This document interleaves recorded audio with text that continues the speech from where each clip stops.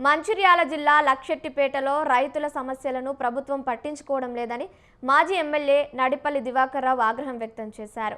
వడ్లు, మొక్కజొన్న పంటలను కొనుగోలులో ఆలస్యం జరుగుతోందని, రైతులు తీవ్ర ఇబ్బందులు పడుతున్నారని మండిపడ్డారు.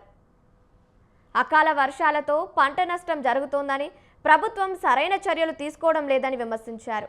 అధికారులు పర్యవేక్షణ పెంచి రైతులకు న్యాయం చేయాలని నడిపల్లి దివాకర్ రావు డిమాండ్ చేశారు. చిన్న వ్యాపారుల సమస్యలను దృష్టిలో ఉంచుకొని తక్షణ చర్యలు తీసుకోవాలని నడిపల్లి డిమాండ్ చేశారు.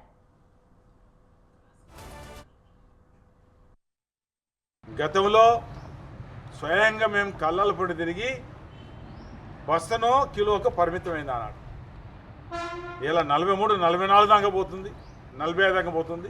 దానికి ఏదో ఉట్టిగా చెప్తలేము. అథెంటిక్గా వాళ్ళకి జరిగిన నష్టం ఆ పేర్లు కూడా మేము చెప్తాం, దృష్టిలో పెట్టుకోవాలి. ఆ పేర్లు కూడా ఎంత నష్టం జరిగింది కూడా మేము చెప్తున్నాం. ఒక సందర్భంలో ఇలా మేము ప్రభుత్వాన్ని డిమాండ్ చేస్తున్నాం.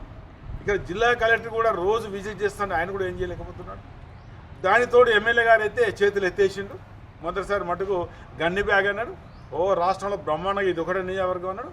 కానీ రాష్ట్రంలో అన్నిటికన్నా ఎక్కువ దోపిడీ, ఎక్కువ తూకము, తర్వాత లారీలకు పైసలు అనేది ఇలా మంచిర్యాల నియోజకవర్గమే ఇలా దానికి దారి చూపెట్టిన సందర్భంలో ప్రేమ్ సాగర్ నేతృత్వంలో ఇది జరుగుతుంది. ఇలా ఏమాత్రం అనుమానం లేదు.